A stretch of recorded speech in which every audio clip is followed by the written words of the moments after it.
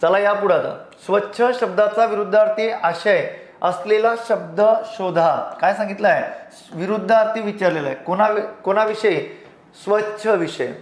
आता निडर, ज्याला कुठल्याही प्रकारचा डर नाही असा, त्याला तुम्ही काय म्हणतात? निडर म्हणतात. त्याला काय म्हटलं जातं? यस, निडर म्हणतात त्याला. काय म्हणतात त्याला? निडर म्हणून त्याला ओळखलं जातं. 100% बरोबर. चला, नेटका. स्वच्छ म्हणजे नेटका नाही, शिस्तीत नेटका. बरवा नाही, तर त्याचा विरुद्ध त्या ठिकाणी काय? गचाळ. बरोबर का?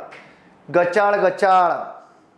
स्वच्छच्या विरुद्ध काय येतं? तर स्वच्छच्या विरुद्ध येतं गचाळ. समजलं का? हा लय गचाळ मुलगा आहे, हा खूप गचाळ व्यक्ती आहे. बघा तुम्ही जेव्हा मुलं बॅचलर म्हणून त्या ठिकाणी नेम नेटका. बरोबर आहे. यस. बरवा म्हणजे त्या ठिकाणी सुंदर. बरोबर आहे. यस रुद्रजी.